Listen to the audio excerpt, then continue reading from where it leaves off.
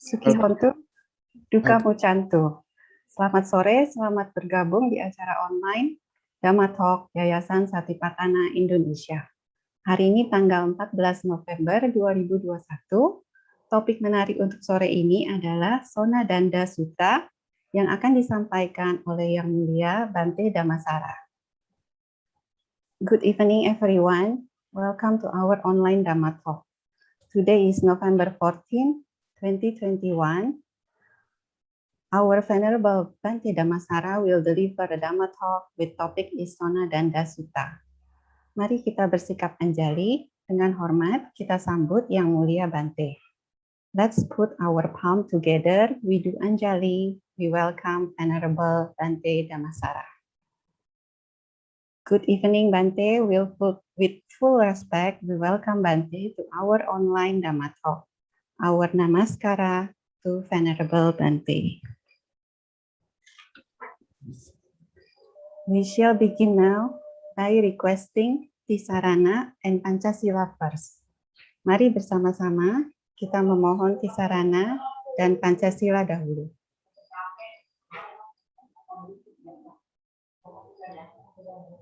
Kita bacakan bersama. Okasa ahang bante samsara wata dukato mocanataya tisaranena saha pancasilang damang yacami anugahang katwa silang tetame bante dutiyampi okasa ahang bante samsara wata dukato mocanataya tisaranena saha pancasilang damang yacami anugahang katwa silang tetame bante tatiyampi okasa ahang bante samsara wata dukato mocanataya tisaranena saha pancasilang damang yacami anugahang katwa silang tetame bante. Dhamma wadami dhammadita. Hama bante. Namo tassa bhagavato arahato samma sambuddhassa. Namo tassa bhagavato arahato samma sambuddhassa. Namo tassa bhagavato arahato samma sambuddhassa. Namo tassa bhagavato arahato samma sambuddhassa. Buddham saranam gacchami. Dhammam saranam gacchami. Sangham saranam gacchami. Buddhang saranang gacchami, dhammang saranang gacchami, sanghang saranang gacchami. Dudiyambi buddham saranang gacchami. Dudiyambi dhammam saranang gacchami. Dudiyambi sangham saranang gacchami. Dutiyampi buddhang saranang gacchami. Dutiyampi dhammang saranang gacchami.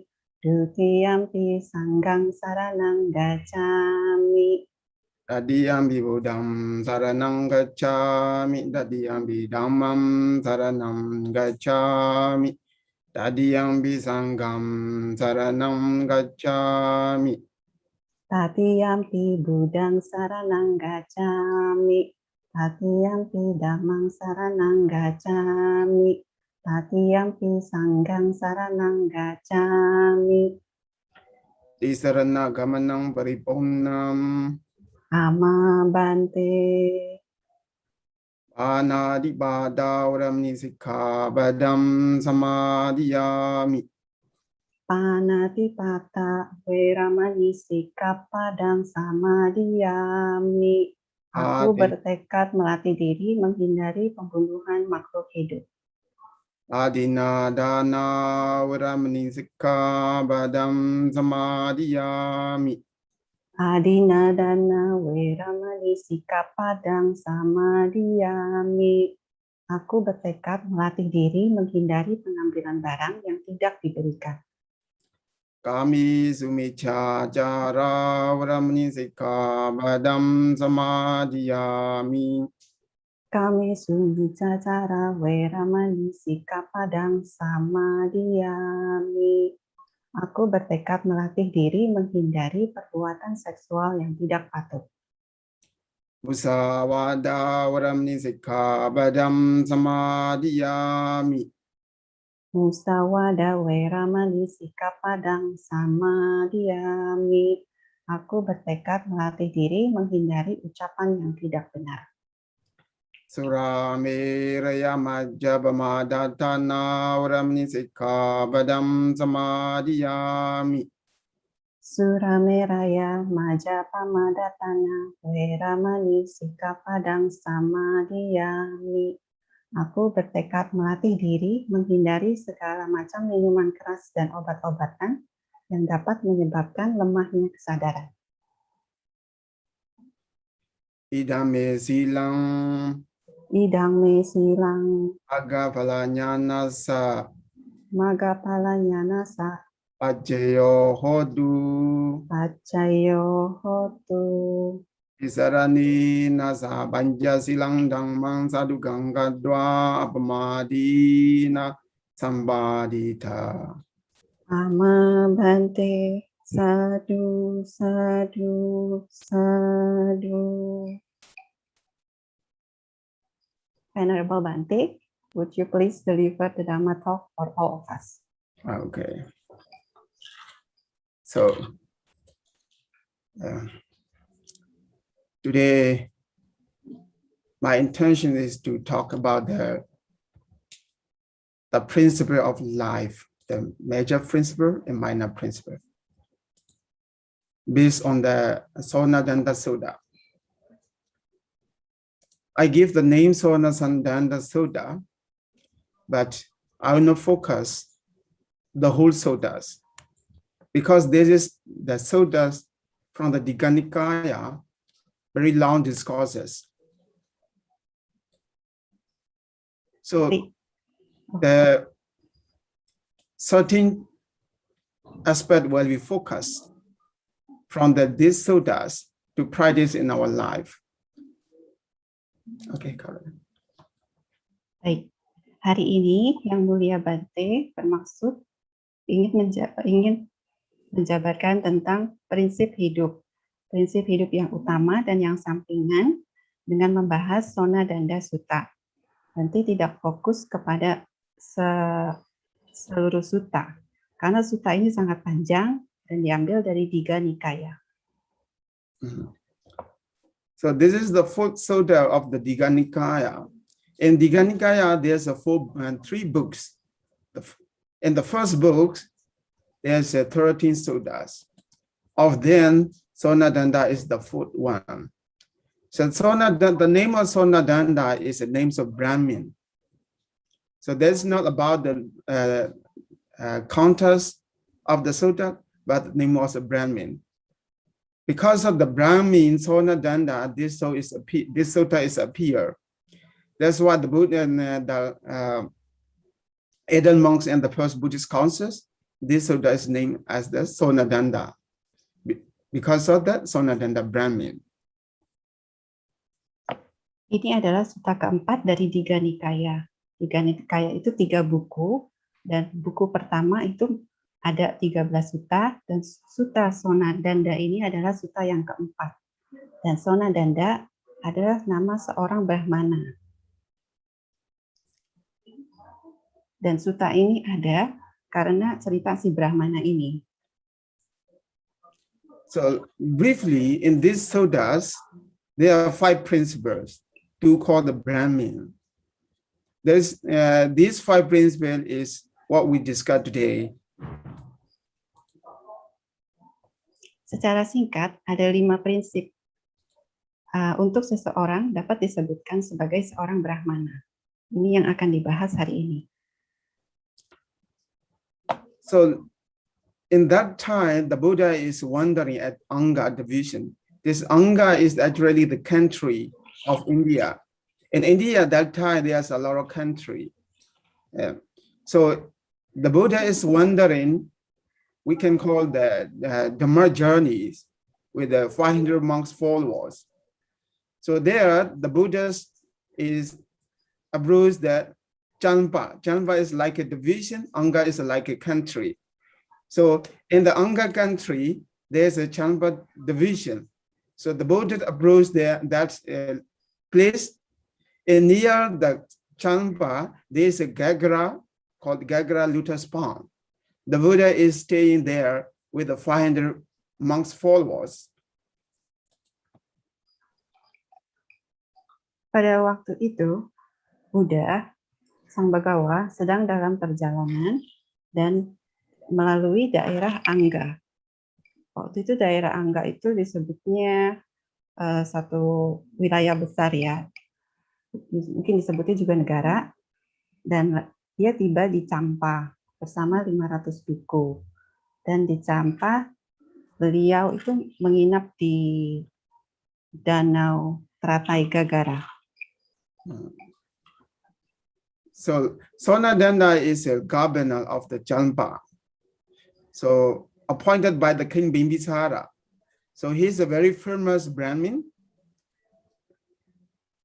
So he also a governor, and also he is a very famous Brahmin, educated Brahmin. And very well known, he has a lot of followers learning the Vedas from him. So most of the Brahmin, so many 500 of Brahmin from the many countries is arriving there for the many reasons. Some of Brahmin is for the business, some of Brahmin is for their education, some are learning the Veda. So the Buddha is approached to the Champa, and the Sonadanda Brahmin also living there as a governor, and also 500 sort Brahmin also arriving there.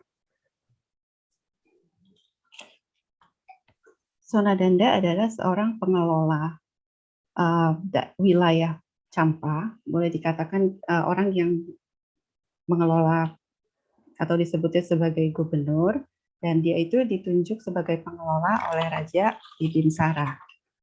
Dan beliau itu sangat terkenal, sangat terpelajar, memiliki banyak follower atau pengikut karena banyak yang belajar Veda dari dia. Dan pada saat itu ada 500 Brahmana dari berbagai di luar wilayah Champa sedang mengunjungi Champa untuk kunjungan bisnis atau kunjungan pendidikan, dan beberapa dari 500 Brahmana ini juga datang berkunjung untuk mempelajari kitab Veda. Jadi pada saat itu Buddha sedang berkunjung ke Champa, dan Brahmana Sonadanda tinggal di Champa, dan juga ada 500 Brahmana lainnya yang dari luar Champa datang. Brahmin Sonadanda know about the Buddhas very well, but the Sutta describes nothing about he met before the Buddha. But Brahmin Sonadanda inspired his respect to the Buddha, though he is very famous. Most of the Brahmin in the Buddha time is proud of themselves. They never respect the Buddha. But this Brahmin is a little different from the other ones.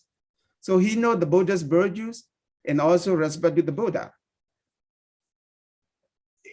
Brahmana Sonadanda ini tahu tentang Buddha, tapi di Sutta dibilang tidak pernah bertemu. Dan dia terkesan lebih tinggi daripada Buddha, karena pada waktu itu Brahmana itu suka merasa dirinya lebih tinggi. Tapi Brahmana Sonadanda ini beda dengan yang lainnya. Dia tahu Buddha dan dia sangat menghormati Buddha. So most of the Brahmin also, they usually the old age, like say, 80 years or some 90 years, they have a lot of followers. But The Buddha is still young when we compare to the Brahmin. So most of the people think Gautama Buddha is still young. He became a monk when he was young. So they have to give respect to Brahmin because the Buddha is younger than the Brahmin, and also they think that the Buddha is lower than the Brahmin. However, this Brahmin is different. So the whole city in the Champa, because of the news, the Buddha is coming to the Champa. The people of Champa is going to the Buddha, where they are present, holding the stems of flowers, stems of the other kinds of present holding in their hand. So when the Brahmin Sonadanda saw the crowded people going on the road toward the Buddha, he asked the news. And as soon as he told his followers, he also will approach to the Buddha.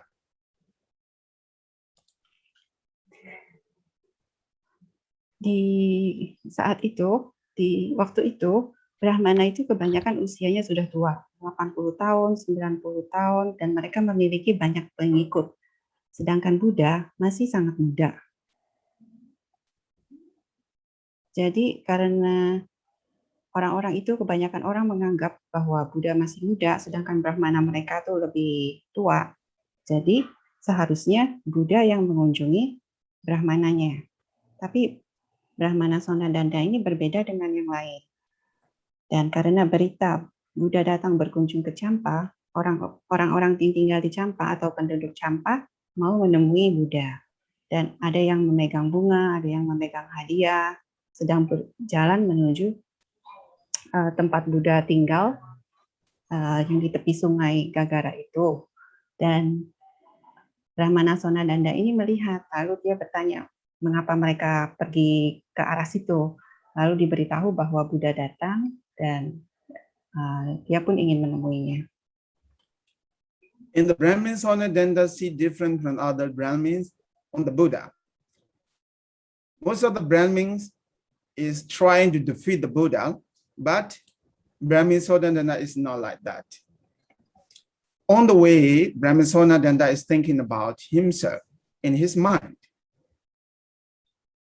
If the Buddha asks to him the question, it will be difficulty for him. And if he asks the Buddha the question, sometimes he worried to ask the wrong question. So in his mind is complicated. He is worrying about himself in his mind, whether it is better to ask by himself to the Buddha or answering the question of the Buddha. So he's worried about that. But if return from the way before meeting the Buddha to his house, it will blame the other people, the people of Champa, the people of the Brahmins of the Champa will blame him.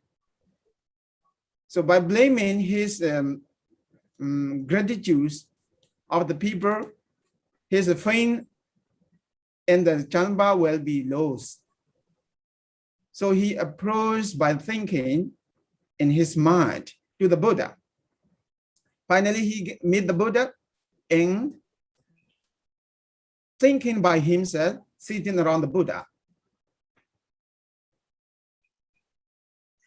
Brahmana Sonadanda melihat Buddha dengan cara pandang yang berbeda dari Brahmana yang lainnya. Kalau Brahmana itu pada umumnya berusaha mengalahkan Sang Buddha. Lalu di saat perjalanan menuju ke tempat menginapnya Sang Buddha, dia berpikir, kalau saja Buddha bertanya kepadanya, maka akan susah untuk dia jawab. Takutnya itu pertanyaan yang susah bagi dia untuk dia jawab. Tapi kalau Brahmana Sonadanda ini yang bertanya kepada Sang Buddha, maka dia khawatir juga kalau misalnya pertanyaannya itu nanti dibilangnya tidak sistematis atau tidak layak ditanya, atau pertanyaan terlalu gampang atau terlalu susah. Jadi dia khawatir dan merasa serba salah sepanjang jalan mengunjungi Buddha itu. dia sedang berpikir bagaimana baiknya. Lalu jika dia pikir dia ingin pulang saja deh baiknya, tapi nanti kelompok Brahmana yang lain akan menyalahkannya. Dan jika disalahkan, maka ketenarannya akan berkurang. Jadi dia berjalan menuju ke tempat nginap Buddha itu sembari berpikir-pikir terus. Dan ketika bertemu dengan Sang Buddha, dia duduk di sekitar Sang Buddha.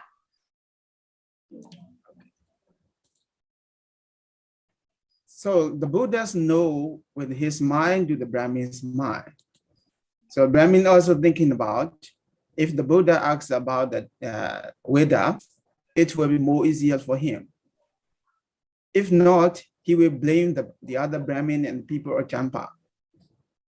So the Buddha asks him to reduce the worry of the Brahmin. So the Buddha asks this question. This is the principle. The Buddha asks him, a Brahmin, what is the principle to call a Brahmana in the Veda? In your, the Brahmin. So the Brahmin Sonadanda replied the 5 principles. The first one is to be born. Both mother and father have to be pure family, pure descent up to the 7th generation. So here, pure descent up to the 7th generation means the mother and father have to marry only their Brahmin, no others, king or the merchants or the not other Sudha. The other classes is not allowed to marry, but only the Brahmin have to marry by Brahmin. So both mother and father have to be Brahmin up to 7th generation. So by marrying mother and father up to 7th generation, they think that is a pure family. There is a high family, high classes of the people. So high classes of the people. And also they think this is one characteristic to be called the Brahmin. Buddha mengetahui isi pikirannya Brahmana Sonadanda. Jadi Buddha bertanya tentang kitab Veda yang mudah bagi Sonadanda untuk jawab. Jadi Buddha bertanya apa saja prinsip yang harus dimiliki oleh seorang Brahmana. Maksudnya apa saja kualitas yang harus dimiliki oleh seorang Brahmana. Dan yang pertama itu disebutkan bahwa seorang Brahmana dilahirkan dari kedua belah pihak keturunan baik, pihak ayah dan pihak ibu, turunan murni dari 7 generasi. Turunan murni yang dimaksud ini artinya ayah menikah dengan ibunya, dua-duanya itu dari kelas Brahmana. Jadi Brahmana dengan Brahmana dan tidak menikah dengan kelas lainnya seperti raja atau pedagang selama 7 generasi sebelumnya. Jadi itu yang dimaksud dengan keluarga yang murni dan keluarga yang memiliki tingkatan tinggi di zaman itu bagi seorang Brahmana. The second one is the education, about the education. So to call a Brahmin, second characteristic have to be clever and the mantra and 3 Veda. 3 Veda means 3 books of Veda. So clever in this book is considered as one characteristic. So this means educated people. To call a Brahmin, to be educated. So education becomes the second characteristic to call a Brahmin in that time.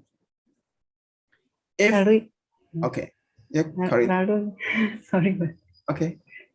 Lalu yang kedua, karakteristiknya adalah tentang edukasinya, di mana dia harus seorang terpelajar, dia pandai, dia ahli dalam mantra, dan menguasai Triveda. Triveda itu 3 kitab Veda. Jadi penekanannya itu tentang edukasi pendidikannya. Okay.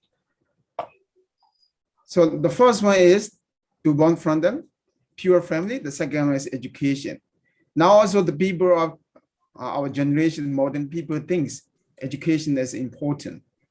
So educated people take the first place, and also high classes people. That is not only in the present day, but also in the ancient times. And third one is handsome, beauteous of people. For the lady, they are beauties. For the young man, they are handsomeness. So if people are handsome, very good looking things, there is one of the characteristics to call the Brahmin. So handsome people, beautiful people take the first place, not only in the ancient time, but also in the present. So we can see the end. So in the artists, a lot of people are taking their first places. So third characteristic is handsome. Lalu yang ketiga, karakteristik yang ketiga itu tampan. Dan untuk wanita itu, tadi Bhante mengulang bahwa jadi untuk seorang Brahmana yang pertama itu, kualitas pertama yang harus dimiliki itu memiliki keluarga yang murni, dan yang kedua adalah memiliki edukasi, terpelajar. Dan kalau orang-orang sekarang pada umumnya mementingkan edukasi dulu ya dibanding family-nya. Sedangkan karakteristik yang ketiga itu tampan, untuk wanita itu cantik. Okay, the fourth one is the virtues. So observing the morality, observing the precept. Yang keempat adalah memiliki moralitas, memiliki sila yang baik. So the last one is the wisdom, panya. So here they described about the land and the wise. So in the Brahmin, they describe about the sacrificial land, the intelligence or intellectual capacity. But I interpreted this one, the intellectual capacity is different from the education. Land knowledge is education, but land knowledge and their intellectual capacity become the wisdom, wise people. Wisdom and land knowledge is slightly different.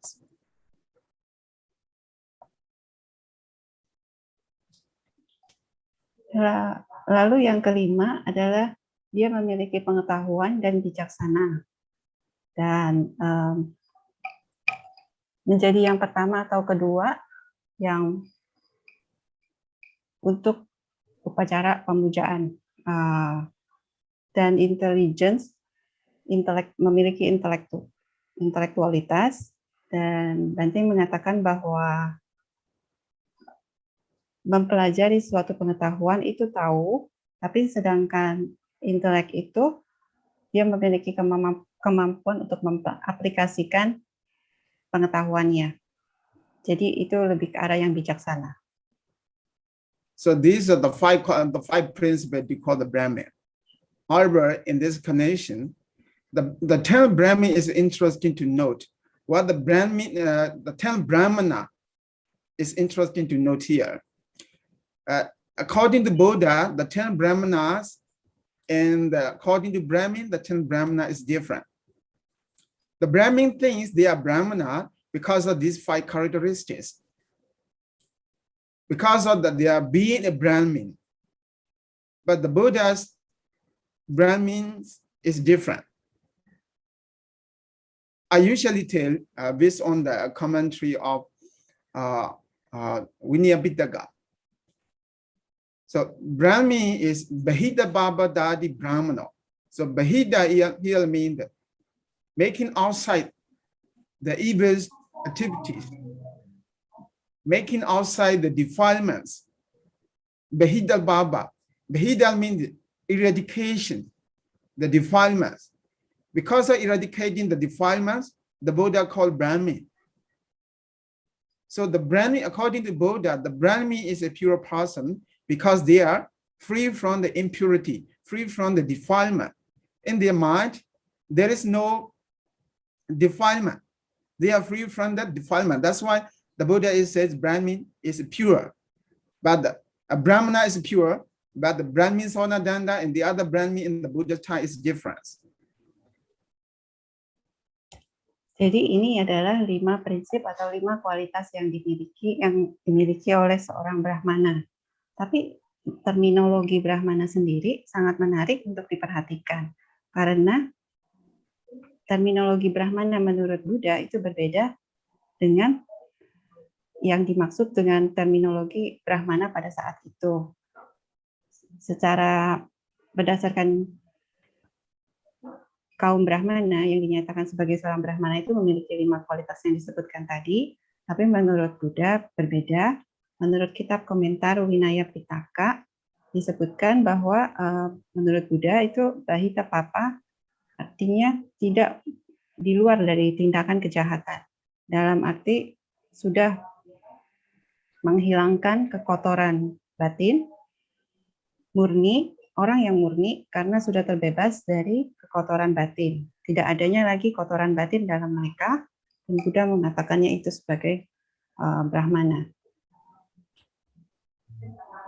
So here we need to consider what the most important principle. As we give the name of the topics, the major principle and minor principle, which one is more important to call it Brahmin? So, according to Buddha, the Buddha say in the one of the sutta, Najuja was law, or Hodi Najuja Hodi Brahmano. Kamuna was law, Hodi Kamuna Hodi Brahmano. In the one sutta, the Buddha say. Here, because of the being born in the high classes of the people, pure family, they think there's one characteristic to call Brahmin. But in the Buddha's teaching, Brahmin is not because of their born, not because of their high classes or lower classes. Only depend on their activity, their karma. So Brahmin can be called, according to Buddha, is because of their activity, not because of their classes, whether fathers and mothers are pure or not. Only depends on activities. So the Buddha says, Kamuna Hodi Brahmano. Jadi kita perlu mempertimbangkan yang mana yang utama dan yang mana yang sampingan dari 5 ini, sesuai topik hari ini. Para Brahmana berpikir bahwa lahir di keluarga yang murni itu satu karakteristik atau kualitas untuk menjadikan seseorang sebagai Brahmana. Tapi menurut ajaran Buddha tidak demikian. Tidak berdasarkan kelahiran dari keluarga yang murni ataupun tidak berdasarkan kelahiran dari keluarga yang rendah atau tinggi, tapi itu berdasarkan dari tindakan mereka yang baik, yaitu karma. So the other one, the second characteristic is education. Education can learn everybody. So education is only the activity, but this one is not spiritual one. So everybody can be educated people. Education can be the good education, bad education. This is the learned knowledge, but not concerned anything about the spiritual development, anything about our mental activities. Lalu yang kedua adalah edukasi atau pendidikan. Semua orang sebenarnya bisa belajar. Jadi belajar itu hanyalah suatu aktivitas, bukan sesuatu yang spiritual. Dan pendidikan itu ada yang baik, juga ada yang tidak baik. Jadi yang penting itu aktivitas secara mentalnya yang diperhatikan. So third one, the Hamsan. People are making beautifying themselves using a lot of cosmetics.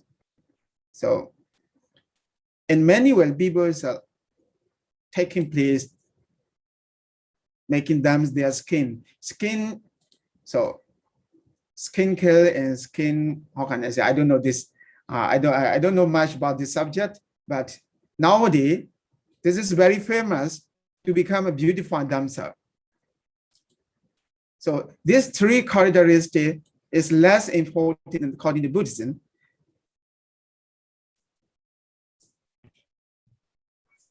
Lalu yang ketiga adalah ketampanan. Dan itu bisa dicapai dengan memakai banyak kosmetik atau mungkin dengan perawatan-perawatan kulit, perawatan tubuh zaman sekarang. Dan 3 karakteristik ini tidaklah begitu penting. Okay, so let's go do that. Sonadanda. The Buddha's, after replying by the Brahmin Sonadanda to the Buddha asked again, Brahmin, among these five characteristics, these 5 principles, if possible, to reduce, can you reduce one principle? So let's consider with the 4 principles. If we call with the 4 principles, to call it Brahmin, which one you should reduce? Without having that principle, can we call the Brahmin? So Brahmin Sonadanda thinks himself is he firstly reduced the beauty, the handsomeness. This one he cut. In the book, he replied, the Bhante, Venerable, we can call with the 4 principles as a Brahmin. By reducing the handsomeness, the skin is only the skin, only the beautifying, there's no capacity or no ability. Everybody can make to be beautiful. This is only the outside of the people. So we can reduce the beauty of the people to call the Brahmin. So firstly, at the very first, Brahmin Sonadanda reduced this one. So what we are thinking today and the principle of Brahmin Sonadanda is a little different. He thinks at the beginning, handsome is beautiful, is important to call it Brahmin. However, when we think very deeply, very critically, this one can reduce. This one can drop because this is the weakest one to call it Brahmin. So this is one of the minor principles to call the Brahmin or to practice in our life. So when we are looking which one's very important to practice in our life, beauty or hamsa is not very much important. But if we have, it is good. But if we don't have, it's okay. This one is not very important one.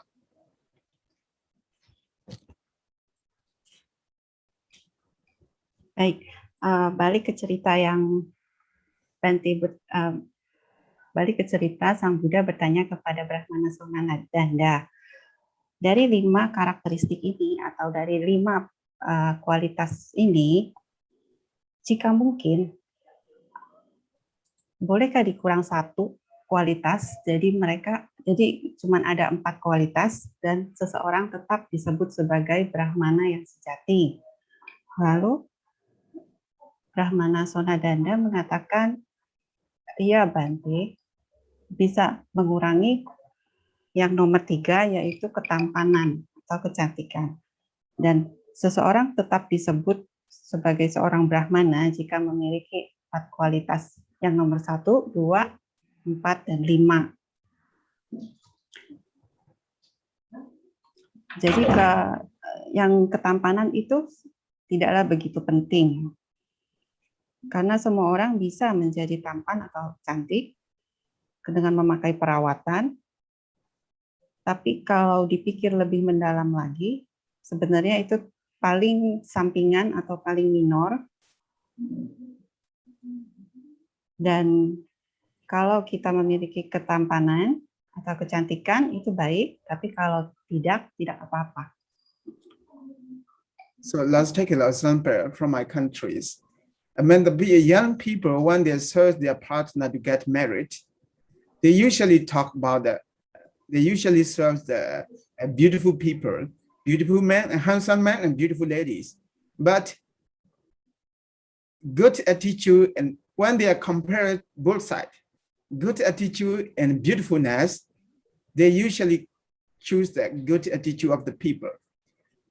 Mental beautiful and physical beautiful. So they usually take care about the mental beautiful. So they like the beautiful people. They want to see the beautiful people. they want to get married, beautiful people. But when they are carefully observe, carefully look at their partner in their life to get married, they search the good-natured people, the mental beautifulness, than the physical one.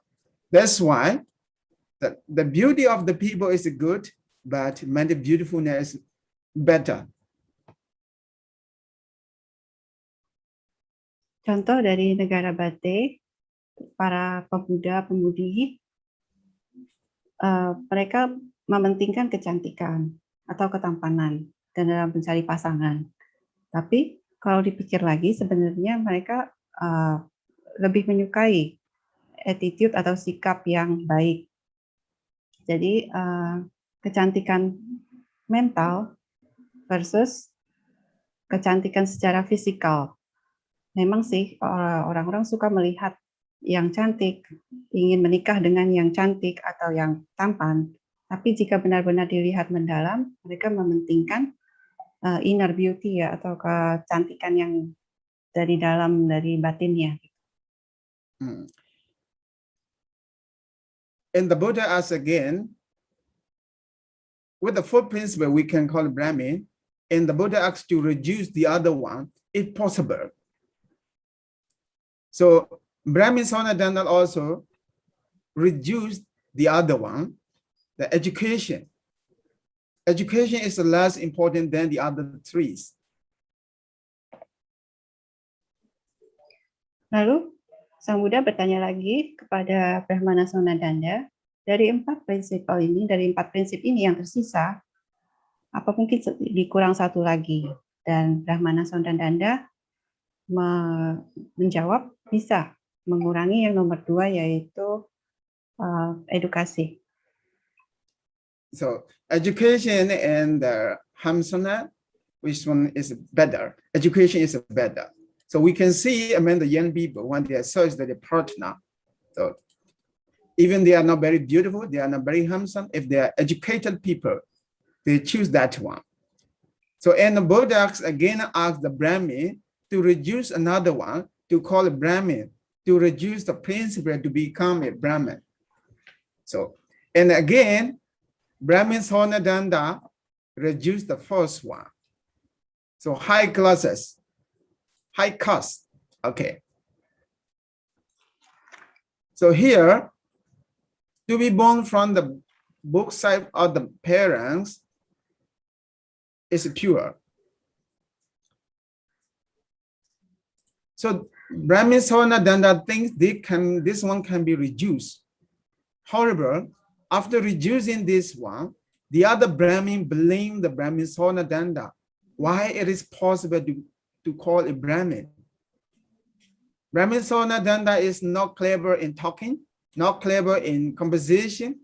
Brahmin Sonadanda is not very educated one. That's why he cannot speak with the Buddha appropriately. So the other Brahmin blame the Sonadanda, but Sonadanda is only killed about the Buddha. So Brahmin Sonadanda thinks these three can reduce to call, still can reduce to call a Brahmin.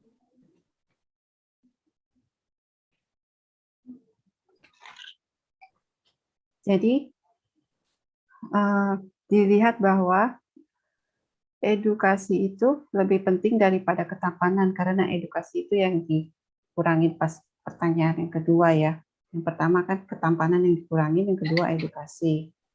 Jadi ini juga sama dalam mencari pasangan hidup atau mencari tempat kerja, itu yang dipilih kan edukasi dulu. Jadi dari 3 yang tersisa, Sang Buddha bertanya lagi kepada Brahmana Sonadanda, apakah ada lagi yang bisa dikurangin dan tetap seseorang dapat disebutkan sebagai Brahmana yang sejati? Iya bisa, jawabnya. Yaitu kualitas yang nomor 1, yaitu lahir dari keluarga yang murni.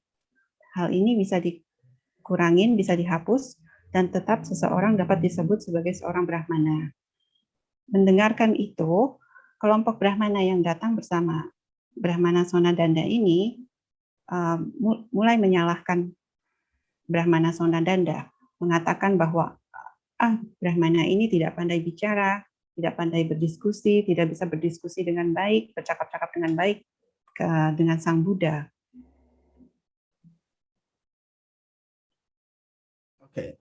And again, the Buddha asked him to reduce the other principle.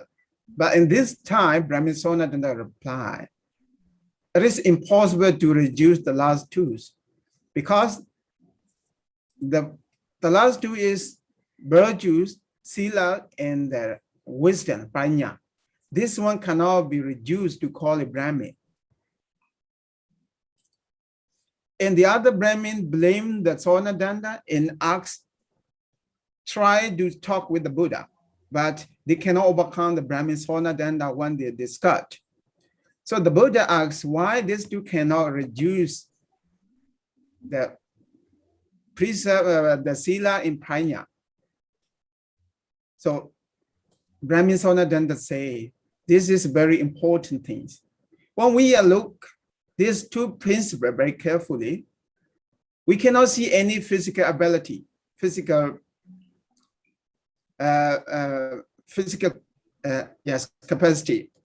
So here only the moral, only the mental ability and mental capacity.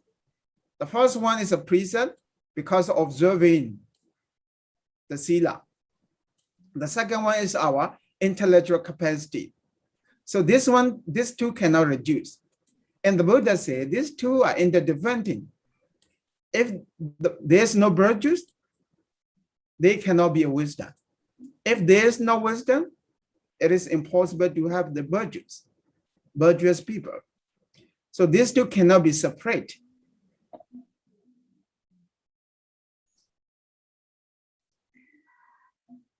Lalu dari tiga hal yang setelah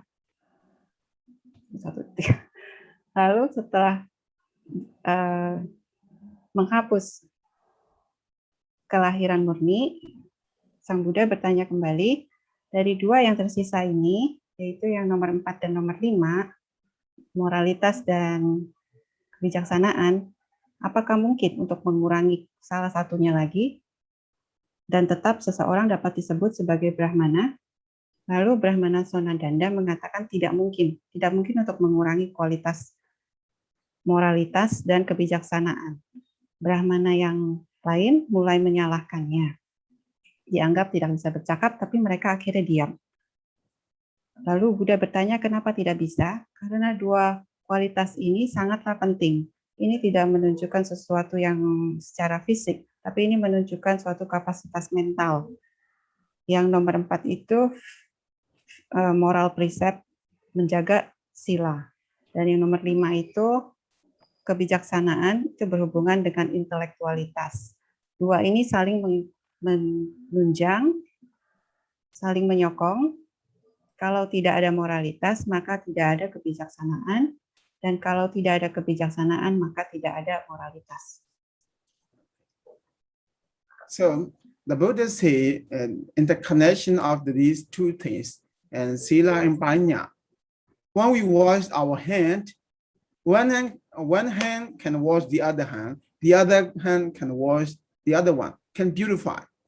So morality can beautify that wisdom, and also wisdom can beautify the morality, like the washing both hands. And also, like similarly, when we wash our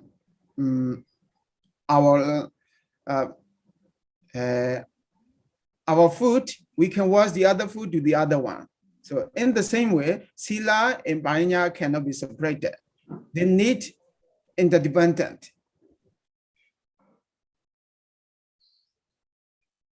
Jadi dalam kondisi saling ketergantungan, seperti contoh, satu tangan dapat mencuci tangan yang lainnya, dapat membasuh tangan yang lainnya. Demikian juga moralitas atau sila bisa memurnikan kebijaksanaan atau prajna.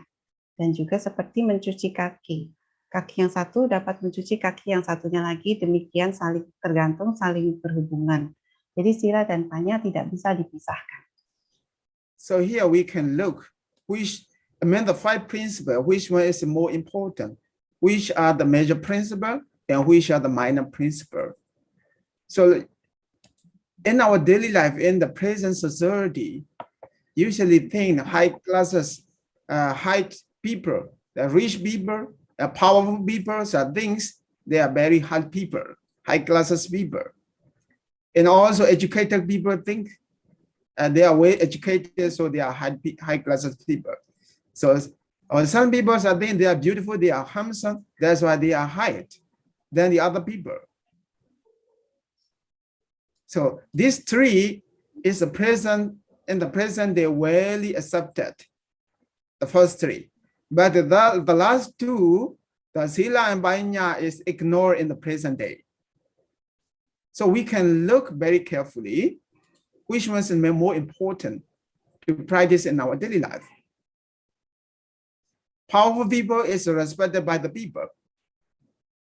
Educated people is honored by the people, honored by the follower. Handsome people, they have a lot of audience. They have a lot of fun. So the present day, what we are practicing and what the Buddha talks to call the Brahmin. Here, Brahmin, according to Buddha, is Brahmana, according to Buddha, is not Brahmin. According to him, is a pure people. Pure people mean that to practice in our life, to define the defilement, to define the impurity of our mind. Usually in our mind, in our daily life, a lot of defilements come into this stuff. But through the observing the morality and the following our intellectual capacity, we can overcome the internal defilement or external defilement.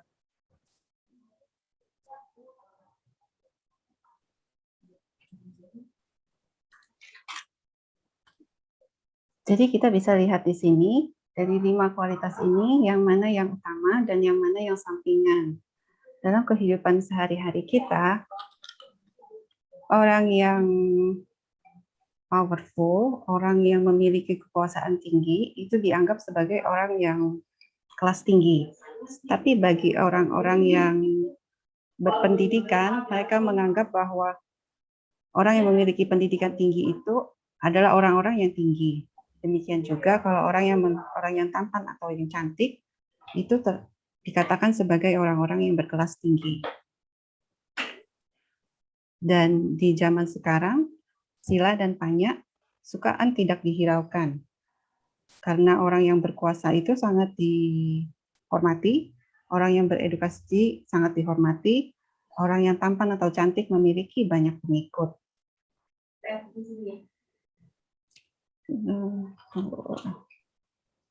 Tapi sebenarnya sila dan panya itu yang penting, yang harus dijaga dan harus dikembangkan, karena ketika kotoran batin datang mengganggu, hanya dengan menjaga sila dan mengikuti kecerdasan intelektual, itu kita dapat menghapus kekotoran yang dari dalam dan juga kekotoran yang dari luar.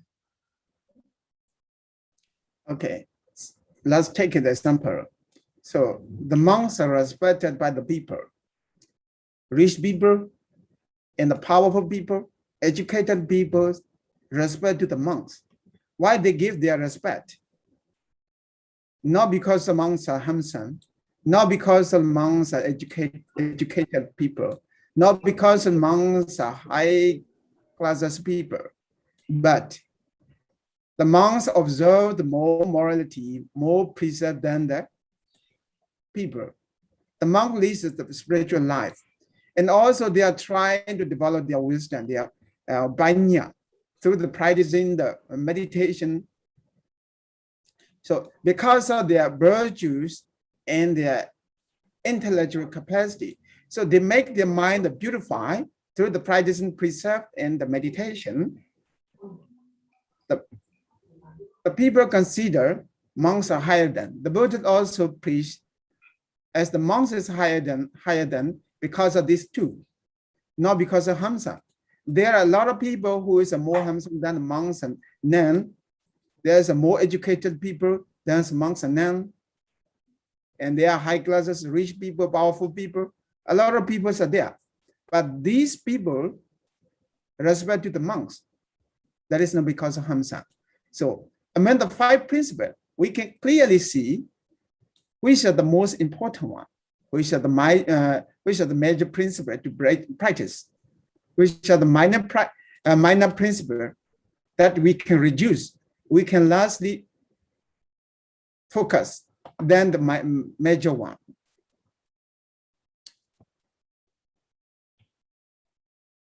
Lalu contohnya, para bhikkhu dihormati oleh orang-orang yang berkuasa, orang-orang yang berpendidikan, dan juga orang-orang yang tampan atau orang-orang yang cantik. Tapi bukan karena para bhikkhu itu atau bhikkhu itu tampan, memiliki pendidikan terpelajar, atau memiliki kelas yang tinggi. Tapi karena mereka menjalani kehidupan spiritual, mereka menjaga sila, mengembangkan kebijaksanaan dengan berlatih meditasi. Jadi orang-orang yang berkuasa, berpendidikan, atau orang-orang yang tampan menghormati para bhikkhu karena moralitas dan panyanya, kebijaksanaannya. Jadi dari 5 kualitas ini kita dapat lihat yang mana yang utama, yang mana yang sampingan, dan kita bisa fokus kepada yang utama. So we can think here, superficial happiness. We can get the superficial happiness because of the first 3 principles. So because of the Hamsan and beautifulness, we can get some happiness, but this happiness is together with our desire. Sometimes with our other mental factors, which can make our mind defined, which can make our mind impure. People usually compare their handsomeness, their beauty, with the other one. But there's no spiritual capacity. These are only the superficial happiness. And also education. Education is different. We can learn so many about the mental labor, but these are not concerned. These education are not concerned to reduce our mental development, mental defilement. So because of education, most of the people become proud. They think they are higher than the other people and also want to defeat the other people. So education is good, but the subject they learn is more important. So here, education mostly refer to the mental education, not the spiritual development. Spiritual development is concerned with the wisdom. So education is good to maintain our life, to get our superficial happiness, but not the spiritual happiness.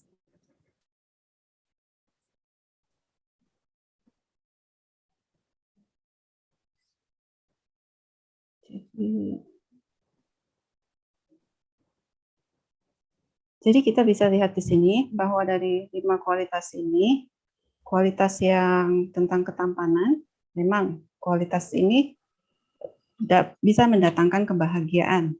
Tapi kebahagiaan ini datang bersama dengan nafsu indrawi.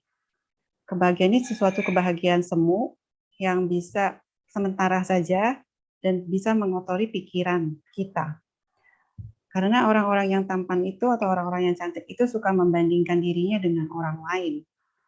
Jadi biasanya bukan sesuatu kebahagiaan yang sejati. Sedangkan dari kualitas edukasi, pendidikan, kita bisa belajar banyak. Tapi itu tidak menunjang untuk mengikis kekotoran batin. Banyak yang suka belajar akhirnya menjadi sombong, merasa dirinya tinggi, bahkan suka dengan pengetahuannya itu mengalahkan orang lain. Pendidikan memang bagus, tapi harus juga lihat subjeknya. Pendidikan diperlukan untuk menunjang hidup kita untuk mencapai kebahagiaan semu, tapi bukan suatu kebahagiaan sejati. So in the worldly happiness, there's one thing that we call the natures of happiness. That one called asada. Asada means that, how can we translate this one? Enjoyable things, enjoyments. Asada in Pali. So, in every phenomena, most of the phenomena, they have the natures of asada, natures of enjoyment. So when we see one people, we can enjoy seeing through their appearance. And when we eat something, we can enjoy from the text. Every phenomena have their asada, natures of asada, natures of enjoyment. So the people are enjoying that nature. People never try to overcome that enjoyment. They usually search in that enjoyment that we also consider that pleasant, because asada is the it makes mind happy. So enjoying there. But we never think about the true nature of that things. That nature can change, that nature cannot exist permanently. So we never try to see their nature. So not seeing make enjoying there and that phenomena, that certain things. So to see their danger. So the opposite side, there's the opposite side of the enjoyment, there's the opposite side of the happiness, is the adinawa. So we usually see the advantage, not the disadvantage. So when the handsomeness is changed, it later becomes ugly. When the beauty is changed, it later becomes ugly. But we never think about that. So because of ugly, depression is coming. Sorrow is coming to our mind. Our mind becomes defined. So we look at the beautiful people and we compare to ourselves, what will become? I am less beautiful than the other. So depression can automatically enter to our minds. That is because of not seeing the danger or disadvantage of that things. So if we understand that disadvantage, the natures of adinawa, we can overcome. We can release from there. So releasing from overcoming from that condition is called nisarana, liberation. So every phenomena has these three characteristics, but we don't know. We are only enjoying that natures of enjoyment, but never see the natures of danger, and it is nothing to say about the liberation. That's why we stay in the samsara, because of not seeing the danger. We are only seeing the enjoyment. We are only seeing the happiness of the beautiful, happiness of the handsome, and good side of that. We cannot see the dark side. We cannot see the other side.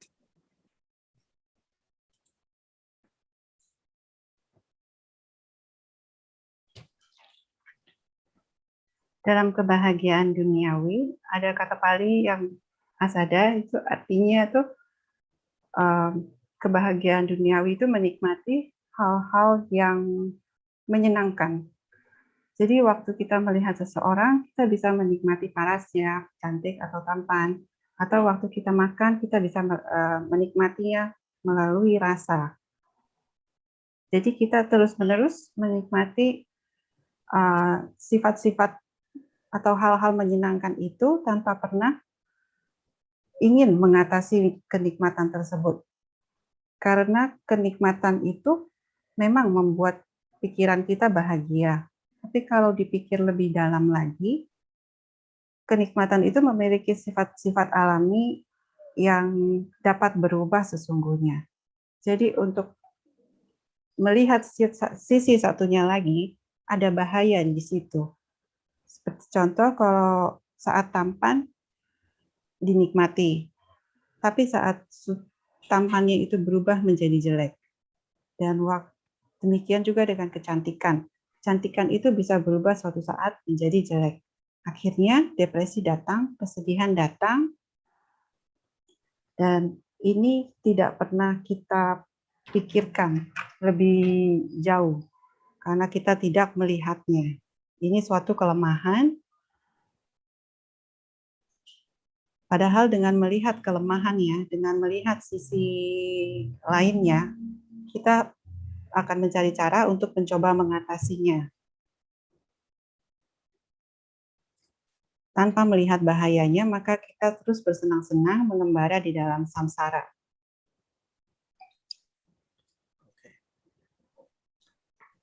So when we become the education, higher educated people, high classes people, also the same nature.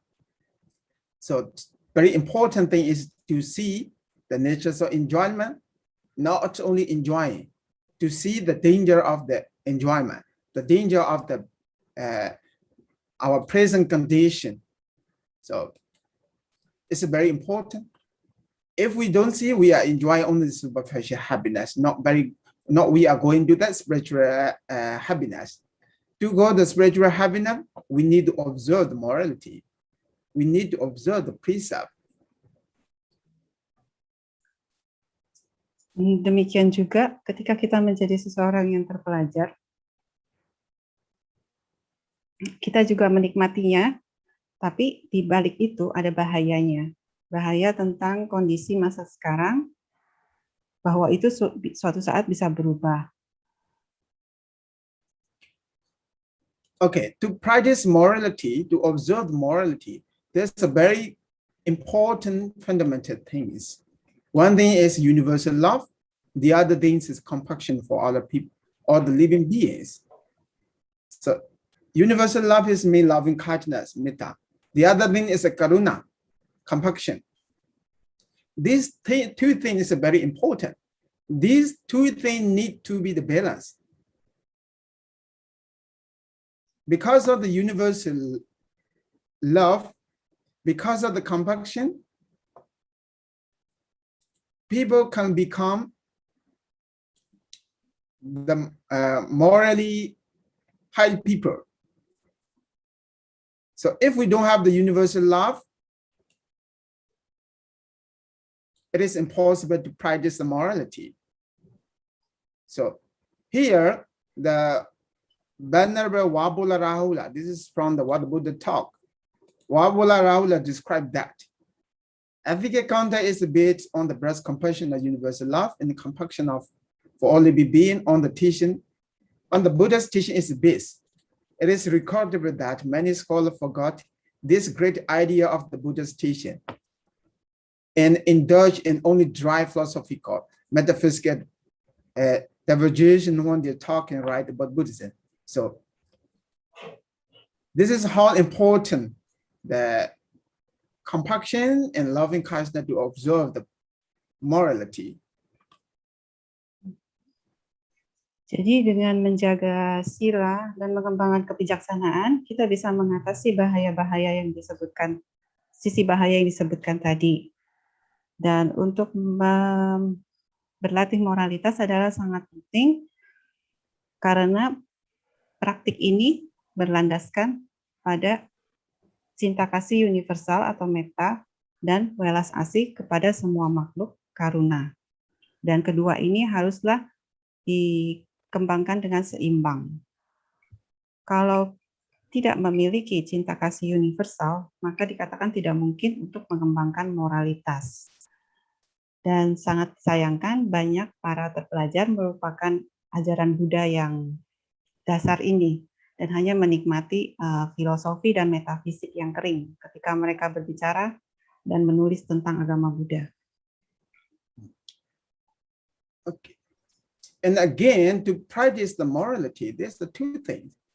Wisdom and compassion is very important. If we don't have the wisdom,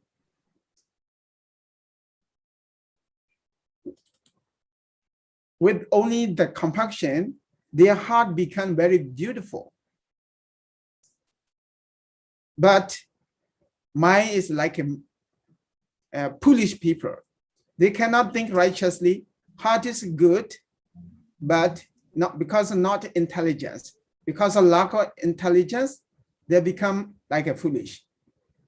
We can say these people are very good, but they are not clearly decide what is the right thing to do, what is the wrong thing to avoid it. And on the other hand, if there is only wisdom, lack of compassion, they'll become the hard-hearted intelligence. Their heart is very hard, but they are intelligent, like a medical doctor. When the medical doctor treats the patient, they never think about the painfulness of the patient. They do what they have to do.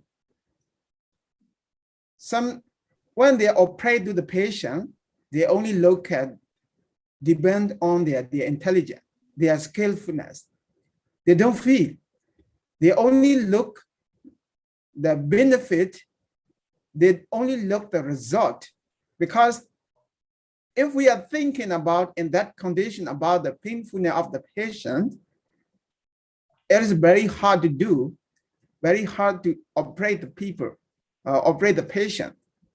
So like a medical doctor, so when we communicate with the people, when we live among the society, we need both things. Not to become very hard-hearted people. Not to become very foolish people. So hard-hearted people and full good-hearted people. These two people is that as two extremes. One side is the strong side, the other is the soft side. So good-hearted but foolish. Wise people but hard-hearted.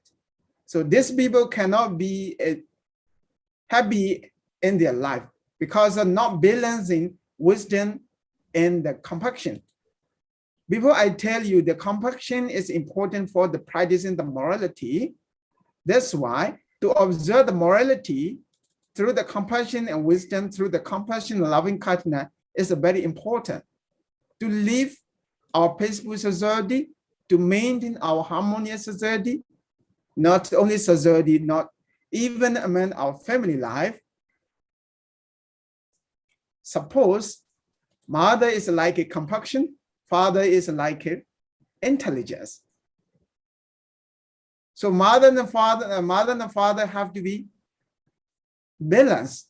If they are not balanced, the children is difficult to live in their house because one is a hard one, the other is a soft one. Love hard one and soft one need to be balanced.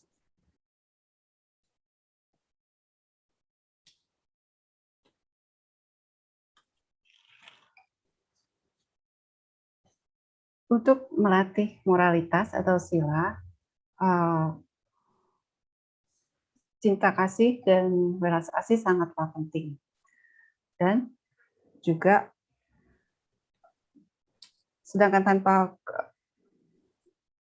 cinta kasih atau welas asih, maka tidak mungkin untuk melatih moralitas.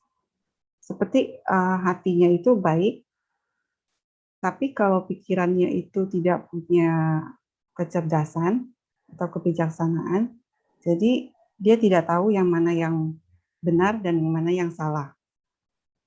Lalu di sisi sebaliknya, kalau hanya punya kebijaksanaan tapi tidak punya cinta kasih dan welas asih, maka itu sama saja seperti dokter yang mengobati pasien yang tidak memperdulikan rasa sakit, tapi hanya melakukan hal yang harus dia lakukan berdasarkan kemampuannya. Hanya mencari keuntungan, hanya mencari hasil.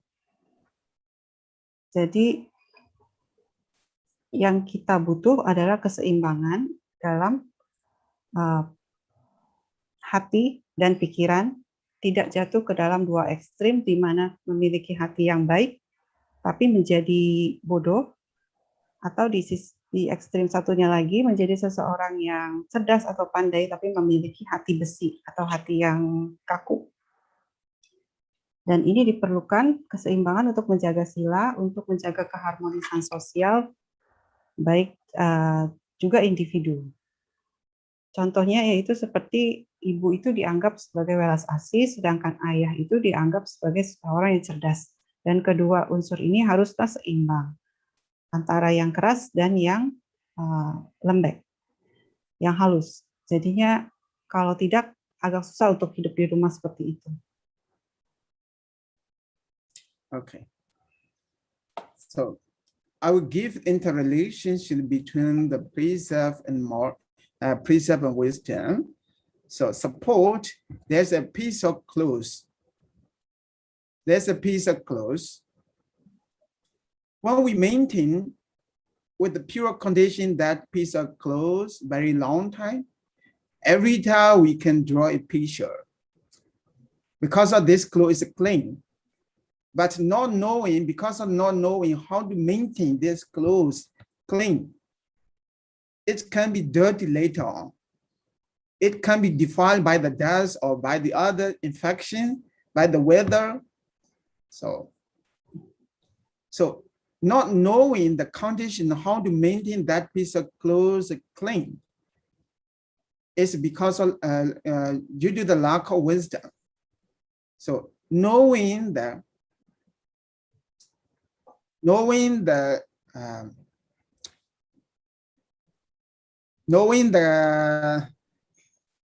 okay, how can I say? Knowing how to maintain that piece of clothes very long time is the characteristic of wisdom.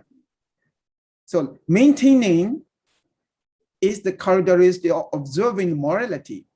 It is similar to, so morality is a practical one, and knowing the strategy, yes, knowing the strategy is like a wisdom. So wisdom and the precept is linking. So when we are maintaining this piece of clothes, we can draw our picture very nicely in that picture. Because of not knowing how to maintain that clothes, it can be later on the dirty.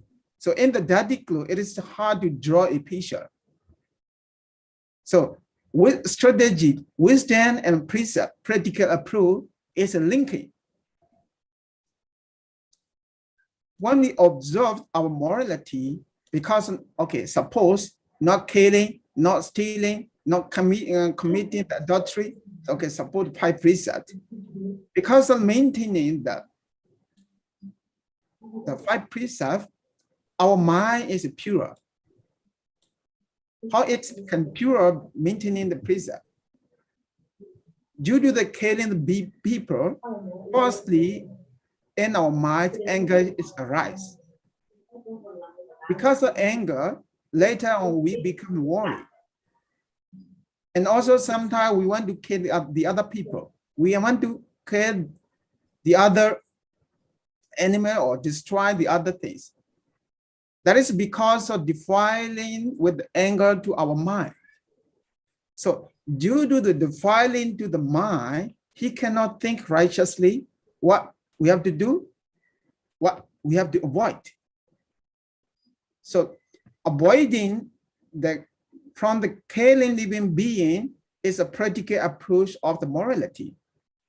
Knowing how to avoid from that killing is the wisdom.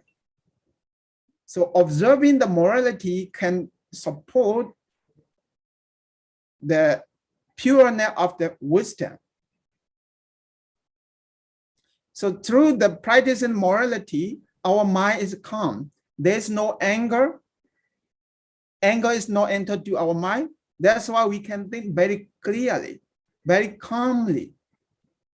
Thinking very carefully, thinking calmly on the single object make our intelligence develop. Because of that intelligence, because of right intelligence, we can maintain our precept correctly. We can maintain our morality righteously. So we know rightly whether this one is to practice or to observe. This morality and the wisdom are interdependent. to the practical approach. They cannot be separate. If we drop our wisdom, it changes their practice. That's why Silapata Paramasa is become. Because of lack of wisdom, they practice wrong way. Their practice misleading. They practice like an animal. They practice like a dog. So there are a lot of practice in the world. They think this is a higher practice. Those are because of lack of wisdom. So because of lack of wisdom, their morality cannot be pure. They cannot defend the defilement. Defilement can enter very easily. That's why Panya, wisdom is supporting to purify the morality. So because the morality is not righteous one, morality is not good one, their wisdom cannot be developed. They cannot understand what we have to do, what we have to avoid it. What is the right thing to do, what is the wrong thing to avoid it. That's why morality and the wisdom cannot be separated. These two things are very fundamental one. These two things are very major one in our life. To build our peaceful life, to maintain our harmonious life. Peaceful life, harmonious life, it doesn't mean the physical worthiness. It means the spiritual worthiness. Physical worthiness, there are a lot of people who are wealthy physically. There are a lot of money. There are a lot of facility. But in their mind, there are a lot of defilement. They worry about their business. They worry not to reduce their business, not to lose their business. That's why physical happiness and mental happiness, I mean that these two, mental happiness is more important than the physical happiness. But I don't want to say here that physical happiness is not necessary. Physical happiness is necessary to maintain our life, but mental happiness is more important one than the physical happiness. Mental worthiness is more important than the spiritual worthiness. That's why Sila and Panya, precept and the intellectual capacity cannot be separate. Intellectual capacities and the mental level we can call this one skill. So through the skill, we need to follow our practice righteously. If not, we cannot maintain our life happily.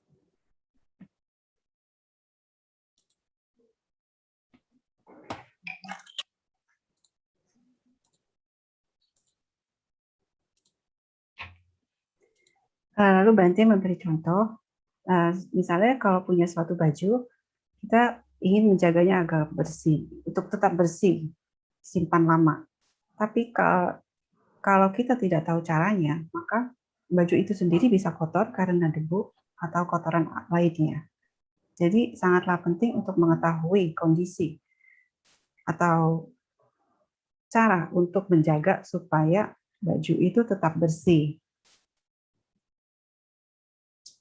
Lalu dengan mengetahui caranya, itu adalah karakteristik dari kebijaksanaan. Jadi boleh dikatakan bahwa moralitas atau sila adalah suatu praktek, sedangkan kebijaksanaan adalah strategi atau cara. Dengan strategi, kita bisa menjaga sila kita murni. Waktu kita menjaga sila, misalnya dengan tidak membunuh, tidak mencuri, tidak melakukan aktivitas seksual yang salah, dan selanjutnya, maka dengan menjaga sila ini, pikiran kita menjadi bersih, pikiran kita menjadi murni. Lalu bagaimana kalau terjadi kita membunuh? Pembunuhan itu terjadi karena adanya kemarahan. Dengan kemarahan, pikiran kita menjadi, dengan kemarahan muncul di pikiran, maka pikiran kita menjadi khawatir. Dan itu berarti adanya kekotoran batin, maka bisa melakukan sesuatu yang di luar dari moralitas. Jadi perlu diperhatikan bahwa pikiran yang tidak bersih itu, kita bingung, tidak tahu apa yang harus dilakukan, apa yang harus dihindari. Dan mengetahui caranya, mengetahui cara untuk menghindarinya dari suatu tindakan buruk adalah suatu kebijaksanaan. Dengan mengembangkan kebijaksanaan, maka pikiran kita menjadi tenang,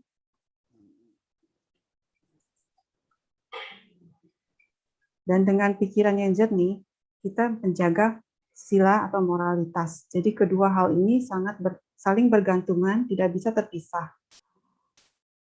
Tidak adanya kebijaksanaan, maka akan bisa menuju ke praktek-praktek yang salah, sila bata paramasa. Banyak praktek di dunia ini yang berpikir bahwa praktek mereka adalah yang tertinggi, tapi praktek itu sesungguhnya tidak benar jika tidak ada kebijaksanaan di situ. Jadi hanya mensupport, mendukung pemurnian sila. Sebaliknya sila juga menyokong atau mendukung pemurnian dari kebijaksanaan. Kalau silanya tidak baik, maka kebijaksanaannya tidak dapat berkembang karena tidak tahu yang mana yang baik dan mana yang salah. Jadi dua ini sangatlah utama, tidak dapat dipisahkan untuk kita semua dapat hidup tenang dan harmonis. Di sini yang dimaksud hidup tenang dan harmonis itu bukan hanya memiliki kekayaan secara materi, tapi ada yang penting adalah yang lebih penting dari itu adalah memiliki kekayaan spiritual, di mana kita bisa hidup tenang dan harmonis. Karena dalam memiliki kekayaan materi juga sebenarnya banyak kekotoran batin, karena seseorang akan menjadi khawatir tentang bisnisnya, memikirkan bisnisnya terus apabila bisnisnya turun. Jadi Bhante mengatakan bahwa kebahagiaan secara mental itu lebih penting, tapi Bhante juga menekankan bukan berarti kebahagiaan materi, memiliki banyak materi itu bukannya tidak perlu, tapi kita perlu juga karena itu untuk menyokong kehidupan kita. Dan kita harus tahu caranya, strateginya untuk dapat melaksanakan sila dengan baik.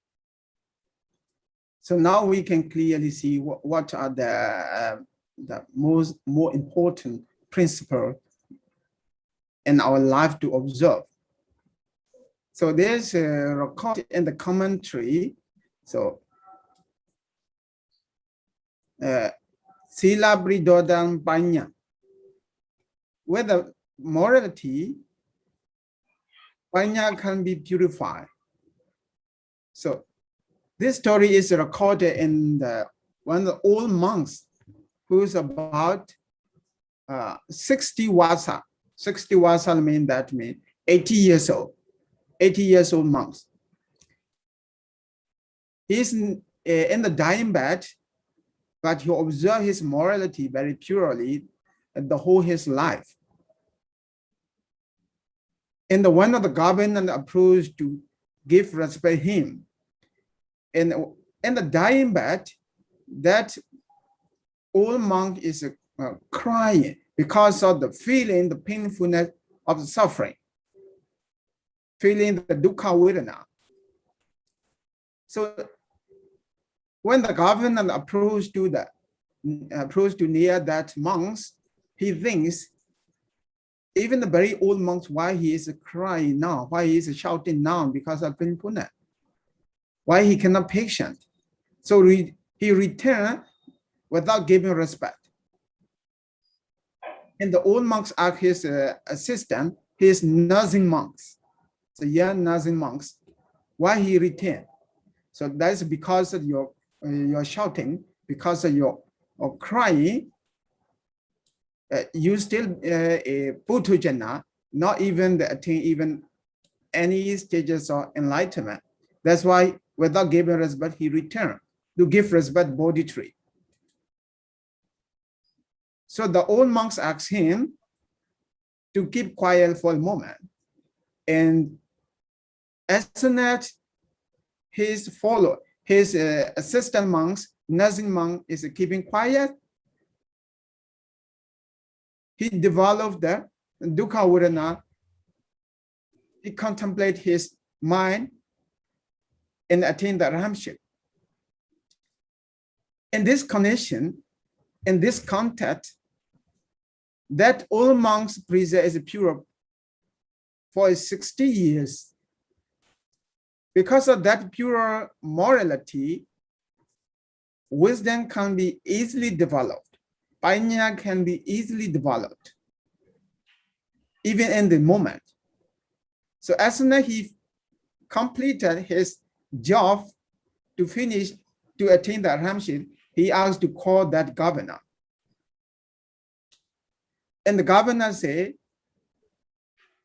Governor, come and respect him. I give you respect not because of attainments of your arhamship.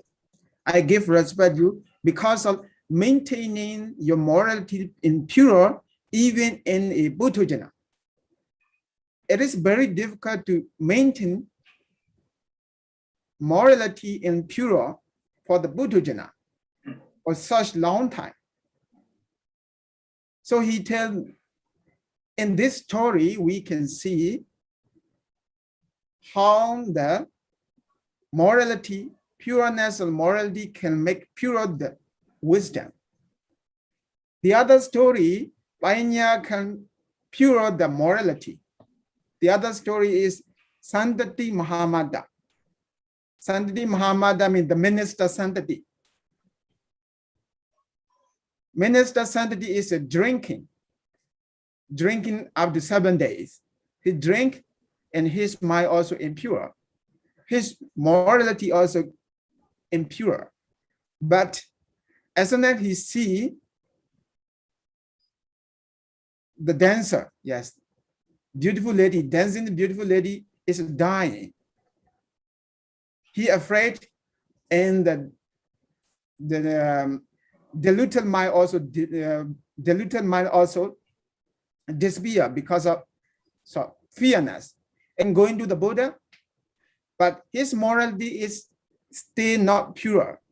But after listening to the Buddha's Dhamma, his wisdom developed directly, and the wisdom make the pure his morality. So in these two stories, at the first one, morality support to the wisdom. In the second story, wisdom support to the morality pure. That's what the Buddhas say. These two cannot be separate. These two are interdependent. These two are very important principle, even from our fundamental level to the attainment of the arhamship. So that's why we should practice these two principles more strongly than the other three. We have to more highlighted than the other three. Whether we was born from the high classes, from the powerful people, or from the rich people, whether we are educated or uneducated, whether we are handsome or beautiful or anything else. These are the just minor principle. The major principle to practice in our daily life is the sila and panya.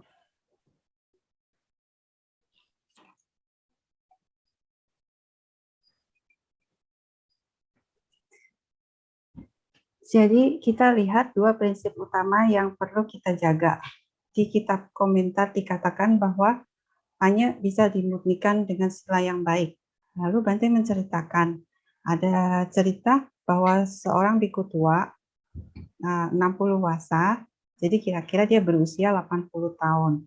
Dia memiliki sila yang sangat baik, dia menjaga silanya dengan baik seumur hidupnya.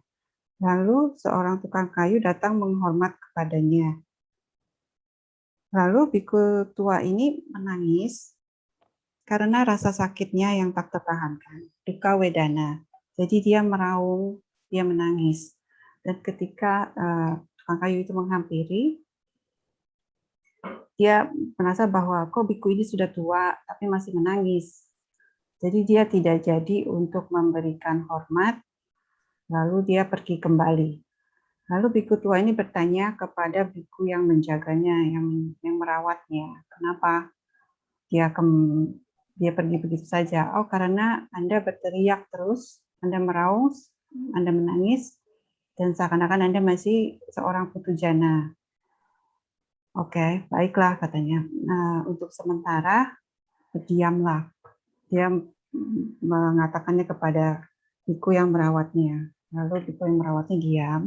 Lalu biku yang tua ini berdiam diri, merenungkan tentang dukkha wedana dan mencapai tataran arahat. Dan maksud cerita ini adalah kebijaksanaan dapat dengan mudah langsung dicapai seketika apabila silanya murni atau moralitasnya dijaga dengan baik. Jadi kemurnian dari moralitas dengan mudah akan mengembangkan kebijaksanaan. Dan sebaliknya, kebijaksanaan dapat dengan mudah memurnikan moralitas atau sila. Dengan cerita satunya lagi, yaitu ada Perdana Menteri Santuti yang sedang minum-minum, mabuk, pikirannya tidak jernih, moralitasnya tidak jernih. Lalu dia melihat seorang penari yang sekarat dan meninggal. Lalu ia menjadi takut. Dan ketika rasa takutnya, karena ada rasa takut, maka pikiran ternodanya lenyap dan dia pergi menemui Buddha. Dan menanyakan kepada Buddha, dan Buddha mengajarkan Dhamma kepadanya, dan Buddha mengajarkan Dhamma kepadanya. Dan pada saat itu juga ada kebijaksanaan muncul. Jadi moralitas memurnikan kebijaksanaan dan kebijaksanaan memurnikan moralitas. Buddha berkata bahwa dua ini saling bergantungan, tidak dapat dipisahkan. Jadi kita harus berlatih dua prinsip utama ini, yaitu sila dan panya. Sedangkan ketiga lainnya hanyalah prinsip sampingan. And the Buddha continues after talking about the interdependent sila and prajna. Buddha continues to talk how to develop from the sila to the first, second, third jhana up to the jnana dasnaya chaitanya abhiniharati. Yeah, that means that understanding the jnana dasnaya with a vision. Jnana dasnaya chaitanya abhiniharati. That means the appearance of the visions and seeing of the true Dharma in their mind. So the Buddha continuously talked after the liberation from the interconnection between sila and prajna. So after listening his Dhamma talk, Sonadanda Brahmin, he accepted himself as the follower of the Buddha, and he recited this sarana. Esahan Bhagavantang Gaudaman Saranang Gacchami Dhammiza Bhikkhu Sanginja. Ubaskang Man Bhavan Gaudamo Dari Du Ajjataki Panuvedam Saranang Gadam. So that means from here, from the day, I refuse to the Buddha, Dhamma, and Sangha. And please note to me as the lead the party who support to the Buddha Gautama from today to the whole life. So he accepted himself as the follower of the Buddha and invite for the next day lunch, next day food to the Buddha. The Buddha also so accepted with the silence.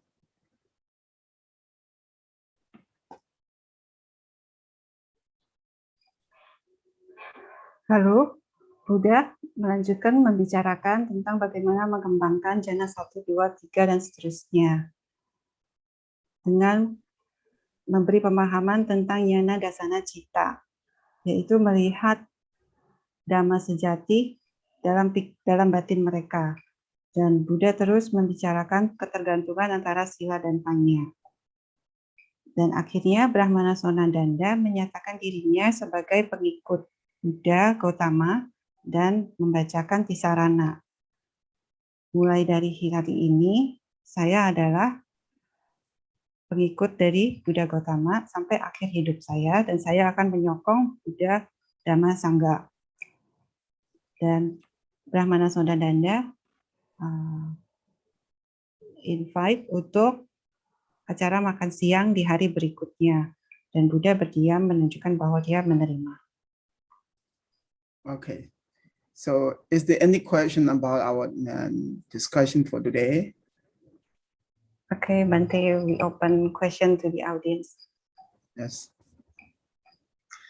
Baik, silakan bertanya jika ada yang punya pertanyaan. Bisa dengan bertanya langsung, menekan raise hand, tombol raise hand, atau bisa menuliskannya di kolom chat. For anyone who have question, please feel free to ask question that related to today's topic. You can ask directly by clicking raise hand icon, or you can write it at chat column.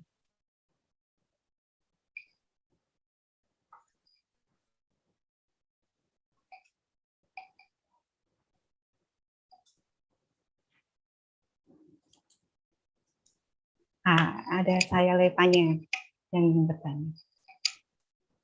Silakan Sally. Sally, we cannot hear you. Bhante, can you hear me now? Yes, I can hear you. Yes, Bhante. In this sutta, Sonadanda Sutta, you don't mention any concentration or samadhi on this sila and wisdom. Is there any related to the concentration about, because Buddha teach sila, samadhi, and panya, but Yes. this sutta only related to one to another, with sila and the panya only. How about the concentration, samadhi? Thank you. Here, the Buddha doesn't mention anything about the concentration. Yes. So the Buddha usually talk sile baditaya sabanyo naro sile baditaya naro sabanyo chitang bao chitang banyanja bao yang so depends on the sila morality, we can develop banya a concentration and panya. So sila samadhi is the gradual development, right? But samadhi here is depend when we practice in panya. So samadhi, the characteristics of samadhi also including there. So I will give you a sample. So when the Mahasi Sayadaw teach in Sri Lanka about our meditation method, reason the following. So Sri Lankan monks complain, criticize this issue. Why the Mahasi Sayadaw doesn't teach about the samadhi? First, I would like to know, in this sutta, samadhi is not mentioned anything, right? Not mentioned. Okay, let's read. So why the Mahasi Sayadaw teach? Because he skipped the gradual teaching, sila, samadhi, panya. But there's one thesis I'm reading now with my friends. So Sukha Upasaka, practicing the panya without concentration. But in this connection, concentration is required for practice, but concentration for the jhana is necessary. Usually, sila, samadhi, panya, samadhi mentioned about the jhana, samatha meditation. So Mahasi Sayadaw skip the samatha practice, but in his practice, there's a concentration called momentary. So to develop vipassana panya, we have the 8-way, 9-way. First one, we can call this one Padaka Jhana. So base concentration, right? The first one is the Upachara Samadhi. The other is the Jhana Samadhi 8. Jhana first, second, third, after the Arubhavajra, right? So there's 8 jhana. From these 8 we can transport to the vipassana meditation for the panya development, right? But in Mahasi Sayadaw's method, he doesn't directly go to the jhana practice, but jhana samatha practice, jhana practice, and concentration is misunderstood. concentration and jhana is different things. Every jhana is belong to samadhi, concentration, but every samadhi is not belong to jhana. Samadhi is wider than the jhana. Jhana is a part of the samadhi. That's why even the Buddha doesn't say about here anything of the samadhi, but the concept of the characteristic of samadhi is here. But he doesn't say about any samatha meditation but in Sutta, here says something about first, second, third jhana after sila, but he totally focused on the sila and panya directly. But jhana can be the vipassana jhana or the supplemental jhana, lokuttara jhana. So jhana can be lokiya, lokuttara, two kinds of jhana. But when we hear about the sound of jhana, we think this is rupavajra, arupavajra, or lokiya. But jhana can be the lokuttara also. So samadhi can be the momentary samadhi. Samadhi can be the upajara samadhi. Samadhi can be in the right concentration also there. Samma samadhi. Samma samadhi and jhana samadhi also different. So, okay, Samma samadhi can develop from the listening Dhamma Talk, even listening Dhamma Talk.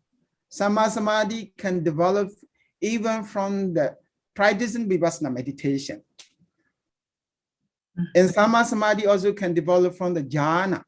So Samma samadhi can be from very apart, but jhana is not necessary to misunderstood as the Samma samadhi. Okay, I will say the other sutta. And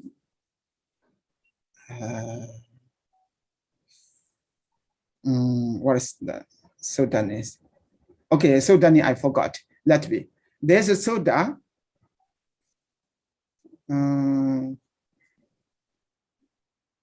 I know this sutta in the Indonesia also launched this book, preached by the Mahasi Sayadaw. And you also launched in the Bahasa Indonesia. What is this? Silawanta Sutta? No Silawanta. No Silawanta. There's a 40 characteristic. I forgot. I usually use this one. Riya Vasa, no Riya Vasa. Sorry, Sally. I forgot sutta names. But in that suttas,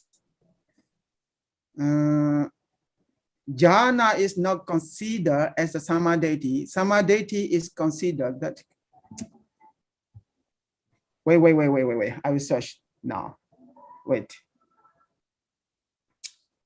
If we don't know this sutta, we cannot explain.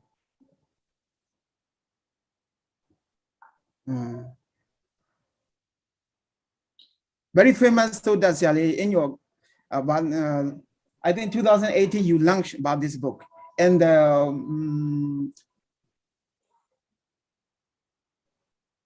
Sanlekha Sutta. Oh, Sanlekha Sutta. Yes, Sanlekha Sutta. Now I see here. And the Sanlekha Sutta, yes. Jhana is not called the Sanlekha practice. Jhana is only the Ditta Dhamma Vihara. Ditta Dhamma Vihara, the present dwelling, happy living in the present moment.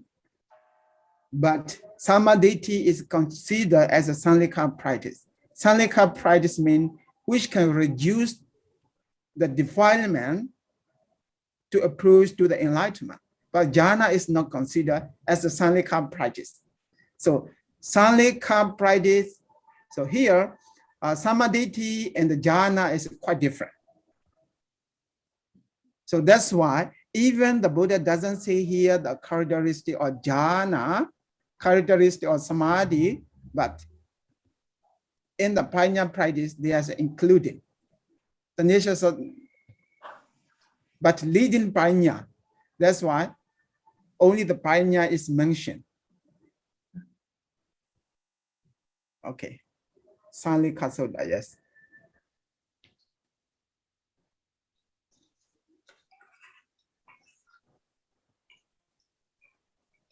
Thank you, Bhante. Okay, welcome, Sally. Baik, saya Lepanya menanyakan bahwa di Sutta Sonadanda ini tidak disebutkan tentang samadhi. Buddha mengajarkan tentang sila, samadhi, panya. Tapi mengapa tidak ada samadhi, tapi hanya dikatakan sila dan panya? Dan jawabannya, Buddha tidak menyebutkan samadhi karena Buddha biasanya bicara tentang sila dan panya kebijaksanaan. Di mana dengan mengembangkan panya juga termasuk pengembangan samadhi. Jadi waktu berlatih pengembangan panya, karakteristik samadhi sudah termasuk di dalamnya.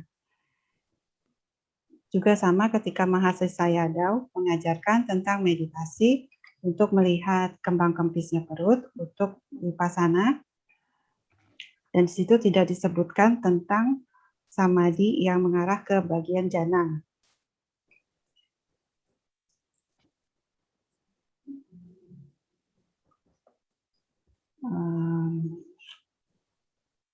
Jadi untuk melatih vipassana panya ada 8 atau 9 cara, di mana itu ada upacara samadhi, jana samadhi, ada 8, yaitu 1, 2, 3, 4, dan seterusnya.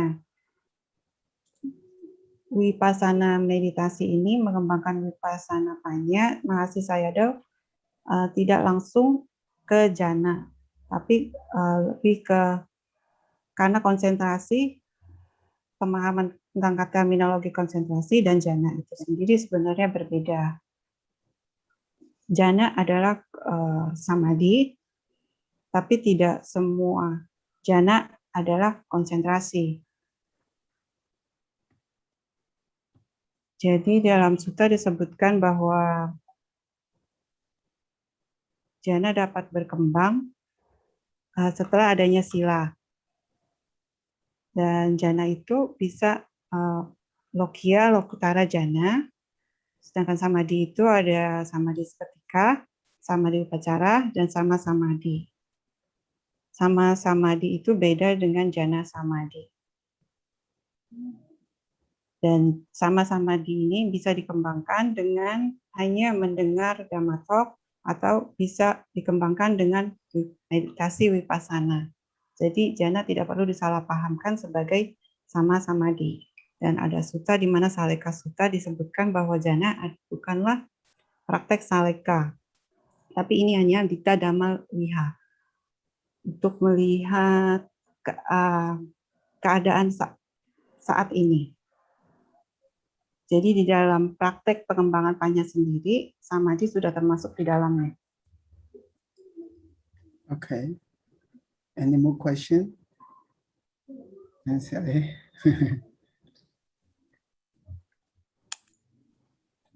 Baik, apakah ada pertanyaan lainnya?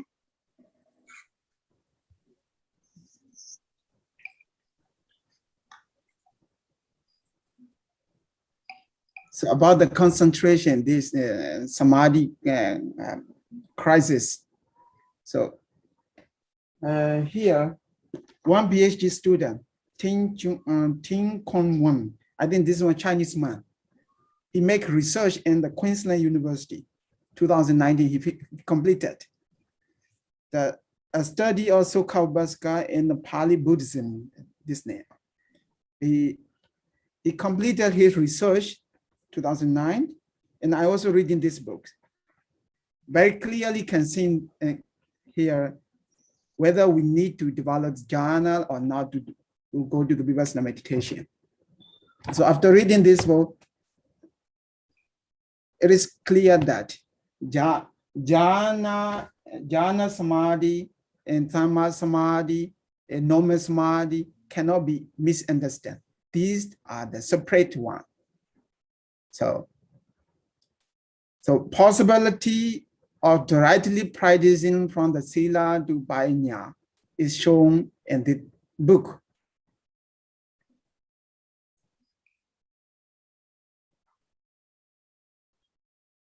Jadi tentang konsentrasi atau samadhi, ada seorang murid gelar PhD, yaitu seorang Bhikkhu Chinese yang menjalankan research atau menulis tentang research dan dapat dibaca jelas bahwa apakah perlukan jana atau langsung meditasi vipassana. Currently not Bhikkhu Chinese, maybe Chinese man, maybe. Chinese. Not Chinese monk, no monks. Not, yeah? not monk. Oh, Yeah, okay. no monk, yes. Yeah, seorang Chinese. He referred the Saranyana Ransi also here, I think here. With the help of this monk, he write this. Bhante, Saranyana Ransi, yes, Malaysia, yes.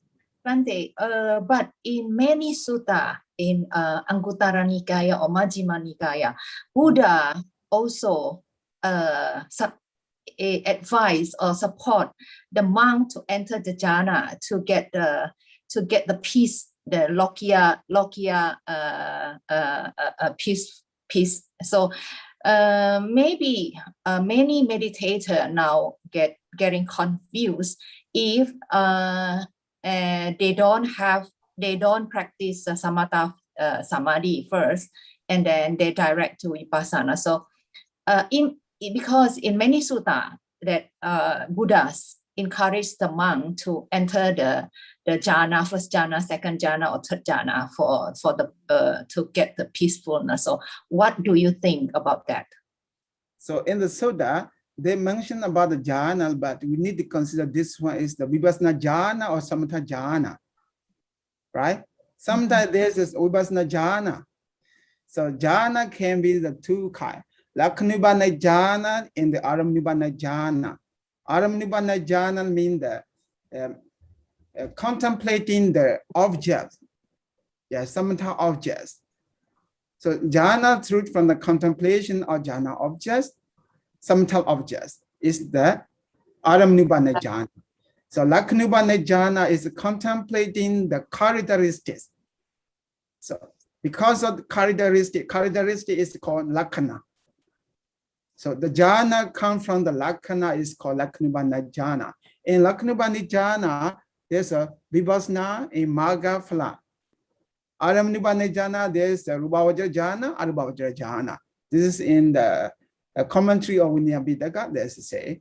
But the Buddha usually say in the Sutta, Samadhi bhikkhu bhavita, Samadhi do samahido yatha buddham bhajanati. So the Buddha advised to develop samadhi, but samadhi means no jhana, right? Every samadhi is the no jhana. Try to concentrate with your mind. So in Mahastipatthana Sutta also doesn't mention anything about the samadhi, but we cannot reject about the samadhi. We cannot say there is no concentration.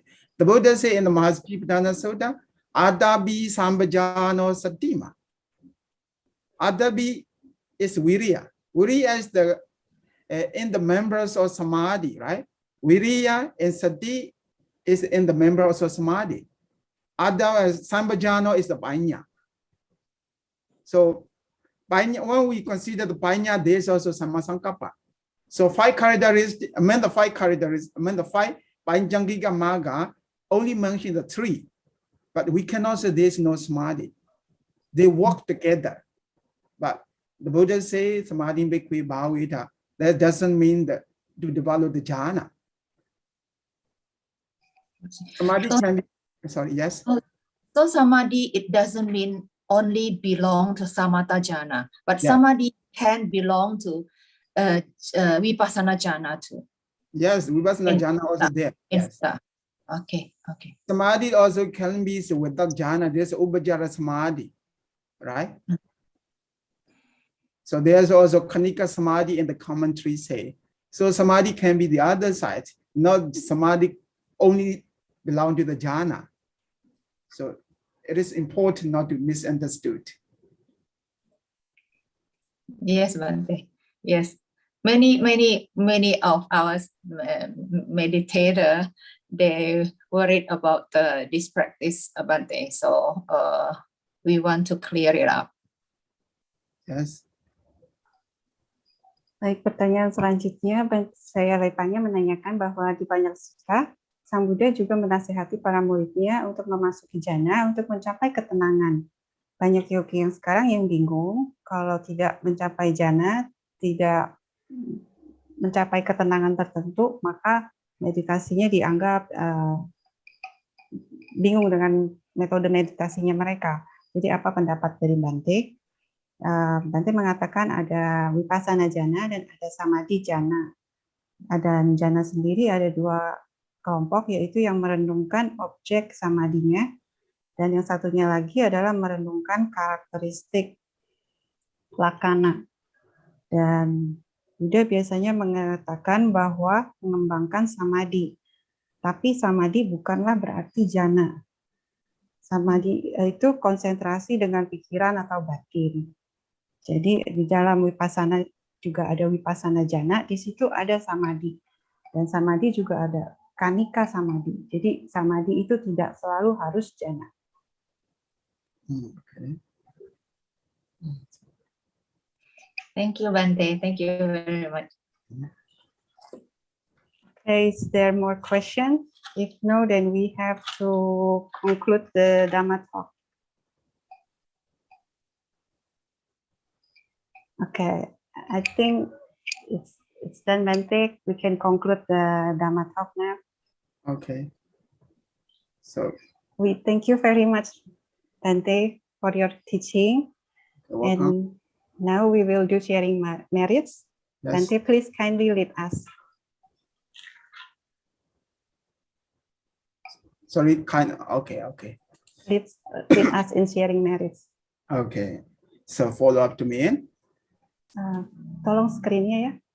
So We have idang the screen. punyam Idang me punyam asawa kayang asawa kayang hodu wahang hotu ame silang idang me silang abanasa mi banasa ajayo hodu acayo hotu idang me punyang idang me punyang ibanasa mi banasa ajayo hodu acayo hotu imang no punya bagam imang no punya bagam sabba sadanang dimang sabasatanam dema sabba sadda sukhi datha bhavantu sabesata sukitata bhavantu. Sadhu, sadhu, sadhu. Thank you very much, Bhante. Thank you, Bhante. Now, next is photo session. We would like to take a photo together. Mohon untuk para peserta mengaktifkan kameranya untuk sesi foto bersama. Dan ada volunteer muda kita, Valen, yang akan bantu fotokan ya. Bhante and all of Kalinamita. Okay. So I will count 1, 2. Okay. Okay. 1, 2, 3. Done. Okay. Thank you, Valen. And we stay Anjali pose as Bhante will exit the Zoom meeting. And once again, Venerable Bhante, we all thank you very much for your time and profound teaching. Okay. May Bhante be well, happy, and peaceful. Okay, thank you very much. You also, through the listening, the Dhamma knowledge from the principle. So Sila and Samadhi, by practicing together, you also may achieve your peacefulness in your mind from the fundamental level to the final liberation. Sadhu, sadhu, sadhu. Thank you, Bhante. Thank you, Bhante. Selanjutnya untuk info acara mendatang, Valen tolong bantu sampaikan. Terima kasih sebelumnya, Valen. Ya, terima kasih, Caroline. Baik, sebelum menutup acara pada sore hari ini, saya akan membacakan beberapa pengumuman untuk program Yasati selanjutnya, yaitu yang pertama akan ada sesi meditasi dan diskusi Dhamma selama bulan November ini setiap hari Sabtu pukul 9 sampai 10.30 waktu Indonesia Barat bersama Syale Panyacari. Kemudian yang kedua akan ada One Day Mindfulness bersama Syale Kusalacari pada hari Minggu 21 November 2021. Lalu akan ada online Dhamma Talk yang akan diberikan oleh saya Dr. Manejo dengan tema usaha, perhatian murni, dan konsentrasi pada hari Minggu 28 November 2021.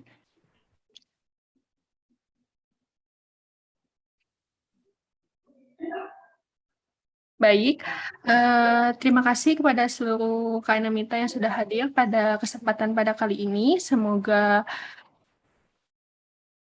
kita semua bahagia, sehat, bahagia, damai, dan tentram. Dan terima kasih juga kepada seluruh volunteer yang sudah dapat membantu pada sesi Dhamma Talk pada hari ini. Budang Sasana Jiranti Tatu, semoga Buddha Sasana bertahan selamanya. Terima kasih, selamat sore. Sadu, sadu, sadu.